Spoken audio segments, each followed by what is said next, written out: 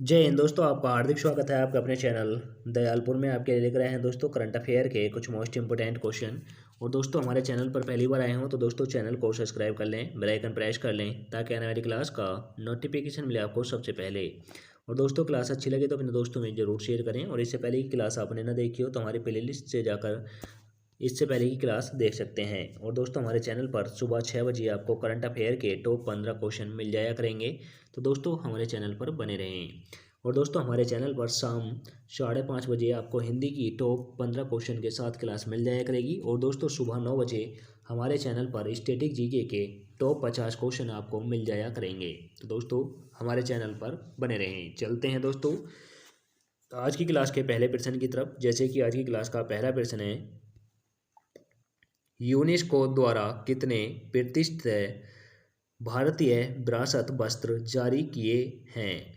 तो दोस्तों यह किए हैं 50 वस्त्र यूनेस्को द्वारा प्रतिष्ठित भारतीय विरासत में शामिल किए हैं। तो दोस्तों इसका राइट आंसर हो जाएगा option number B. Option number B is right answer. और दोस्तों वेरी इंपॉर्टेंट क्वेश्चन हो जाता है, इसे आप डबल स्टार लगाकर जरूर नोट करें, यह आपको काफ़ी एग्जामों में मदद करेगा। अब चलते हैं दोस्तों व्याख्या की तरफ। जैसे कि इसकी व्याख्या है, यूनेस्को ने देश के देश के 50 विशिष्ट और प्रतिष्ठित विरासत वस्त्र शिल्प की सूची जारी की है। तो दोस्तों यह व्याख्या हुई। अब चलते हैं दोस्तों अगले प्रश्न की तरफ। जैसे कि अगला प्रश्न है, अंतर्राष्ट्रीय बालिका दिवस 2022 की थीम क्या है? तो दोस्तों अंतर्राष्ट्रीय बालिका दिवस की थीम क्या है? तो दोस्तों इसकी थीम है, हमारा समय अब है, हमारा अधिकार और हमारा भविष्य। यह इसकी थीम है। तो दोस्तों इसका राइट आंसर हो जाएगा option number D. Option number D is right answer. अब चलते हैं व्याख्या की तरफ। जैसे कि व्याख्या है दोस्तों, अंतर्राष्ट्रीय बालिका दिवस के लिए इस वर्ष की थीम हमारा समय अभी है, हमारा अधिकार, हमारा भविष्य। यह दोस्तों इसकी थीम हो जाएगी। तो दोस्तों इसे ज़रूर नोट कर लें, यह अंतर्राष्ट्रीय बालिका दिवस की थीम है। तो दोस्तों ये वेरी इंपॉर्टेंट है, इसे भी आप स्टार लगाकर नोट करें। अब चलते हैं दोस्तों अगले प्रश्न की तरफ। जैसे कि अगला प्रश्न है दोस्तों, श्री महाकालेश्वर मंदिर मध्य प्रदेश के किस शहर में स्थित है? तो दोस्तों महाकालेश्वर का मंदिर यह मध्य प्रदेश में स्थित है, पहली बात तो यही नोट कर लें। और दोस्तों यह मध्य प्रदेश के उज्जैन शहर में स्थित है। तो दोस्तों इसका राइट आंसर हो जाएगा option number B. Very important है दोस्तों, इसे ज़रूर स्टार लगाकर नोट करें। अब चलते हैं दोस्तों व्याख्या की तरफ। जैसे कि व्याख्या है, महाकालेश्वर ज्योतिर्लिंग एक हिंदू मंदिर है जो भगवान शिव को समर्पित है। यह उज्जैन मध्य प्रदेश के प्राचीन शहर उज्जैन में स्थित है। तो दोस्तों मध्य प्रदेश के उज्जैन में स्थित है। और दोस्तों उज्जैन जो है यह मध्य प्रदेश का प्राचीन शहर है। और दोस्तों महाकालेश्वर ज्योतिर्लिंग मंदिर जो है यह हिंदू धर्म के लिए समर्पित है। और दोस्तों यह भगवान शिव के लिए प्रसिद्ध है, यह भी नोट कर लें। तो दोस्तों इतनी सारी जानकारियाँ वेरी इंपॉर्टेंट हैं, इन्हें आप सभी को स्टार लगाकर ज़रूर नोट करें। अब चलते हैं दोस्तों व्याख्या की प्रश्न की तरफ। जैसे कि अगला प्रश्न है, अक्टूबर 2023 में 37वें राष्ट्रीय खेलों की मेज़बानी कौन सा राज्य करेगा? तो दोस्तों अक्टूबर 2023 में 37वें राष्ट्रीय खेलों का शुभारंभ होगा, यह भी आप नोट कर लें। और दोस्तों इन खेलों की मेज़बानी कौन सा राज्य करेगा? तो दोस्तों इन खेलों की मेज़बानी करेगा गोवा राज्य। इन खेलों की मेज़बानी गोवा राज्य करेगा। तो दोस्तों इसका राइट आंसर हो जाएगा option number A. Option number A is right answer. Very important है दोस्तों, इसे भी आप स्टार लगाकर नोट करें। अब दोस्तों इन सभी राज्यों की राजधानी बता दूं, नोट कर लें। गोवा की पणजी है, केरल की त्रिवेंद्रपुरम है, गुजरात की गांधीनगर है, असम की दिसपुर है। अब चलते हैं दोस्तों व्याख्या की तरफ। जैसे कि व्याख्या है, भारतीय ओलंपिक संघ ने पुष्टि की है कि गोवा अगले साल अक्टूबर में राष्ट्रीय खेलों के 37वें संस्करण की मेज़बानी करेगा। तो दोस्तों यह व्याख्या हुई। अब चलते हैं दोस्तों अगले प्रश्न की तरफ। जैसे कि अगला प्रश्न है, किसने अपने ऑस्ट्रेलियाई सहयोग पेनबेग के साथ कैनबरा में 13वें विदेशी मंत्रियों के रूपरेखा वार्ता की मेजबानी की।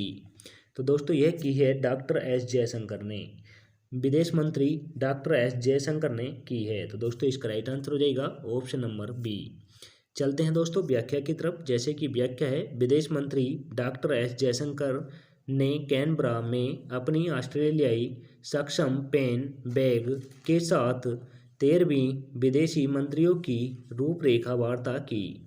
तो दोस्तों एक चीज़ इसमें इम्पोर्टेंट और नोट कर लें, हमारे देश के विदेश मंत्री जो हैं वह डॉक्टर एस जयशंकर हैं, यह भी आप नोट कर लें। अब चलते हैं दोस्तों अगले प्रश्न की तरफ। जैसे कि अगला प्रश्न है, आर्थिक विज्ञान में नोबल मेमोरियल पुरस्कार 2022 3 वैज्ञानिकों को किस क्षेत्र में उनके शोध के लिए दिया गया है। तो दोस्तों वित्त में जो यह मेमोरियल नोबल पुरस्कार दिया गया है, यह दिया गया है बैंक और वित्तीय संकट के लिए।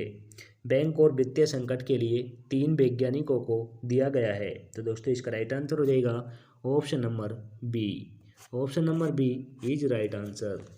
अब चलते हैं व्याख्या की तरफ। जैसे कि व्याख्या है दोस्तों, अर्थशास्त्र में नोबल पुरस्कार 2022 बैंकों और वित्तीय संकटों पर शोध के लिए बेन एस बॉर्न के, डगलस डब्ल्यू डायमंड और फिलिप्स एच डाइविंग को प्रदान किया गया है। तो दोस्तों यह तीनों नाम हैं, इन्हें नोट कर लें। और दोस्तों उन्हें विशेष रूप से वित्तीय संकट के दौरान अर्थव्यवस्था में बैंकों के कार्य के बारे में ज्ञान में प्राप्त योगदान देने के लिए मान्यता प्राप्त हुई है। तो दोस्तों यह पूर्ण व्याख्या हुई।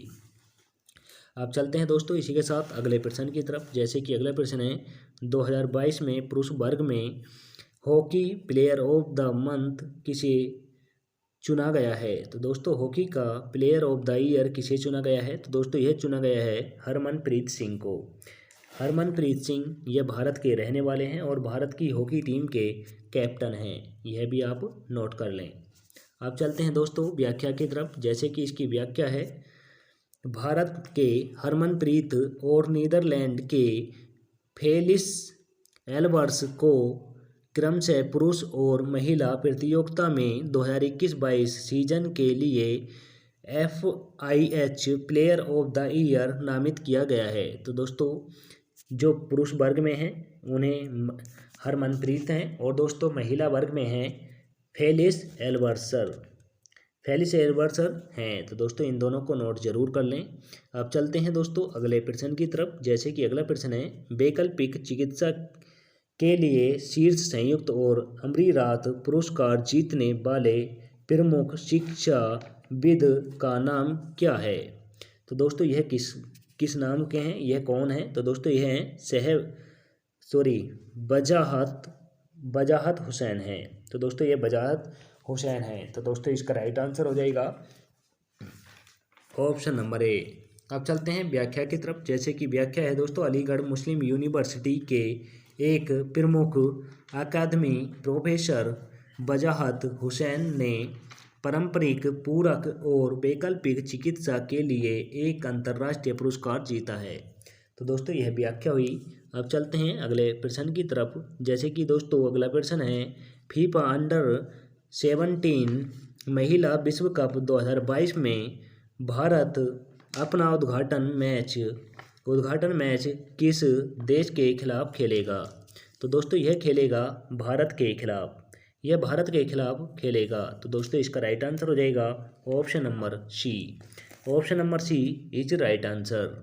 अब चलते हैं दोस्तों व्याख्या की तरफ। जैसे कि व्याख्या है दोस्तों, भारत फीफा अंडर-17 महिला विश्व कप 2022 में USA के खिलाफ अपना पहला मैच खेलेगा।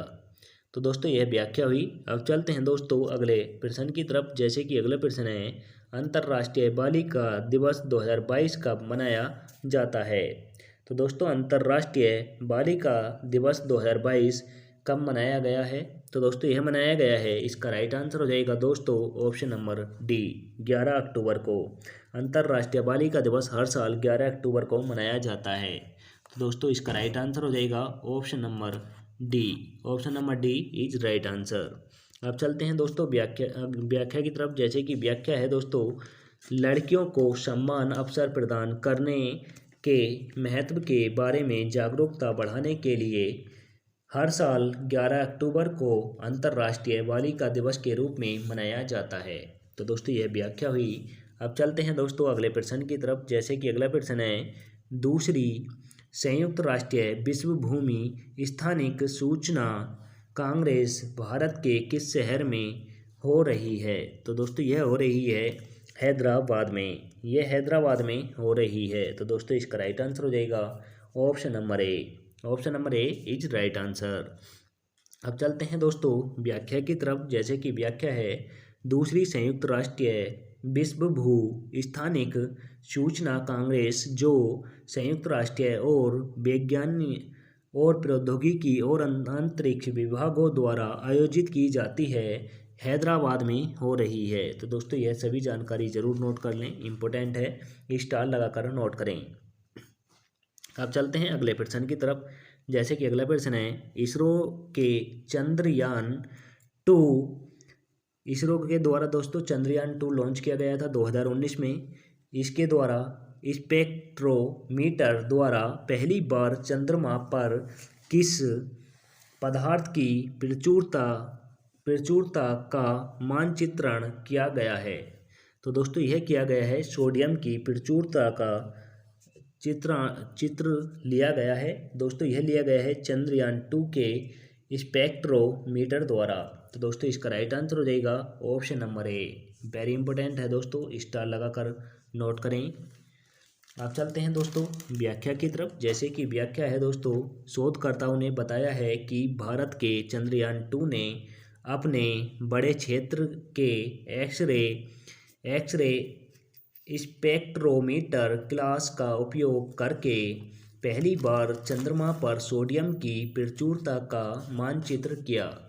तो दोस्तों व्याख्या हुई। अब चलते हैं अगले प्रश्न की तरफ। जैसे कि अगला प्रश्न है दोस्तों, भारत प्रशांत के 12 देशों में आत्मनिर्भर रक्षा उत्पादन के मामले में भारत का स्थान कहाँ है? तो दोस्तों इसमें भारत का स्थान है चौथा। इसमें भारत का स्थान चौथा प्राप्त हुआ है। तो दोस्तों इसका राइट आंसर हो जाएगा option number D. Option number D is right answer. अब चलते हैं व्याख्या की तरफ। जैसे कि व्याख्या है दोस्तों, विश्व सुरक्षा एक स्वतंत्र शोध संस्था Stockholm International Peace Research Institute के एक अध्ययन के अनुसार चीन को आत्मनिर्भर रक्षा उत्पादन में पहला स्थान प्राप्त रखा गया है, जबकि भारत प्रशांत में 12 देशों में चौथा स्थान प्राप्त हुआ है। तो दोस्तों यह भी नोट कर लें। अब चलते हैं अगले प्रश्न की तरफ दोस्तों। जैसे कि अगला प्रश्न है, ICC player of the month जीतने वाली पहली भारतीय महिला क्रिकेटर कौन है? तो दोस्तों यह हैं हरमनप्रीत कौर। हरमनप्रीत कौर हैं। तो दोस्तों इसका राइट आंसर हो जाएगा ऑप्शन नंबर ए। और दोस्तों हरमनप्रीत कौर भारत महिला क्रिकेट टीम की कैप्टन हैं, यह भी आप नोट कर लें। अब चलते हैं व्याख्या की तरफ। जैसे कि दोस्तों व्याख्या है, भारतीय महिला captain Harmanpreet Kaur ICC player of the month का पुरस्कार जीतने वाली भारत की पहली महिला क्रिकेटर बन गई हैं। तो दोस्तों यह व्याख्या हुई। अब चलते हैं अगले प्रश्न की तरफ। जैसे कि अगला प्रश्न है दोस्तों, अंतरिक्ष अर्थव्यवस्था किस वर्ष तक 13 बिलियन अमेरिकी डॉलर को छू लेगी? तो दोस्तों यह छू लेगी 2025 तक। 2025 तक छू लेगी। तो दोस्तों इसका राइट आंसर हो जाएगा option number A. Option number A is right answer. अब चलते हैं व्याख्या की तरफ। जैसे कि व्याख्या है दोस्तों, भारत की अंतरिक्ष अर्थव्यवस्था 2025 तक लगभग 13 बिलियन अमेरिकी डॉलर की होने की संभावना है, जिसमें उपग्रह प्रशिक्षण सेवा खंड निजी भागीदारी में वृद्धि करके सबसे तेज विकास को देखने के लिए तैयार है। तो दोस्तों यह व्याख्या हुई। अब चलते हैं दोस्तों अगले प्रश्न की तरफ। जैसे कि दोस्तों अगला प्रश्न है, टेली मानस पहल जिससे शुरू किया गया है किस क्षेत्र से संबंधित है? तो दोस्तों टेलीमानस पहल किस क्षेत्र से संबंधित है? तो दोस्तों यह संबंधित है मानसिक स्वास्थ्य से। यह मानसिक स्वास्थ्य से संबंधित है। तो दोस्तों इसका राइट आंसर हो जाएगा option number C. Option number C is right answer. अब चलते हैं व्याख्या की तरफ। जैसे कि व्याख्या है दोस्तों, केंद्रीय स्वास्थ्य और परिवार कल्याण मंत्रालय ने tele mental health assistance and networking across states पहल नामक मानसिक स्वास्थ्य सेवा शुरू की। यह व्याख्या हुई। अब चलते हैं दोस्तों अगले प्रश्न की तरफ। जैसे कि अगला प्रश्न है, एजुकेशन 4.0 इंडिया रिपोर्ट किस संस्थान द्वारा शुरू की गई? तो दोस्तों यह रिपोर्ट किस संस्थान द्वारा शुरू की गई है? तो दोस्तों यह की गई है विश्व आर्थिक मंच द्वारा। यह विश्व आर्थिक मंच द्वारा शुरू की गई है। तो दोस्तों इसका राइट आंसर हो जाएगा option number B. Option number B is right answer. अब चलते हैं व्याख्या की तरफ। जैसे कि व्याख्या है दोस्तों, वर्ल्ड इकोनॉमिक फोरम ने एजुकेशन 4.0 इंडिया रिपोर्ट लॉन्च की, जिसमें बताया गया कि कैसे डिजिटल और अन्य प्रौद्योगिकियां सीखने की कमियों को दूर करने और शिक्षा को सभी के लिए अधिक सुलभ बनाने में मदद कर सकती है। तो दोस्तों यह व्याख्या हुई। अब चलते हैं दोस्तों आज की क्लास के लास्ट क्वेश्चन की तरफ। जैसे कि आज की क्लास का लास्ट क्वेश्चन है, भारत में बनी द्रोणी ड्रोन का निर्माण किस कंपनी ने किया? तो दोस्तों भारत में द्रोणी ड्रोन किस कंपनी के द्वारा बनाया गया है? तो दोस्तों यह बनाया गया है गरुण एरोस्पेस के द्वारा। गरुण एरोस्पेस के द्वारा द्रोणी नामक ड्रोन बनाया गया है। तो दोस्तों इसका राइट आंसर हो जाएगा option number D. Very important है दोस्तों, इसे आप डबल स्टार लगा कर नोट करें। यह दोस्तों आपको काफ़ी एग्जामों में मदद करेगा। अब चलते हैं दोस्तों इसकी व्याख्या की तरफ। जैसे कि इसकी व्याख्या है दोस्तों, भारत में निर्मित कैमरा ड्रोन द्रोणी उन्नत सुविधाओं के साथ है और इस भारतीय क्रिकेट टीम के पूर्व कप्तान महेंद्र सिंह धोनी द्वारा लॉन्च किया गया था। ड्रोन का निर्माण गरुण एरोस्पेस द्वारा किया गया है और उत्पाद 2022 के अंत तक अलमारियों से टकराएगा। तो दोस्तों यह इसकी व्याख्या हुई। और दोस्तों आज की क्लास इसी के साथ समाप्त होती है। आपको क्लास कैसी लगी कमेंट करके ज़रूर बताएं। और दोस्तों क्लास अच्छी लगी हो तो अपने दोस्तों में ज़रूर शेयर करें। चैनल पर पहली बार आए हो तो दोस्तों चैनल को सब्सक्राइब कर लें, बेल आइकन प्रेस कर लें, ताकि आने वाली क्लास का नोटिफिकेशन मिले आपको सबसे पहले। और दोस्तों हमारे टेलीग्राम चैनल का लिंक आपको डिस्क्रिप्शन में दे दिया जाएगा, वहां से जाकर आप PDF डाउनलोड कर सकते हैं। मिलते हैं दोस्तों नेक्स्ट क्लास के साथ। जय हिंद, वंदे मातरम।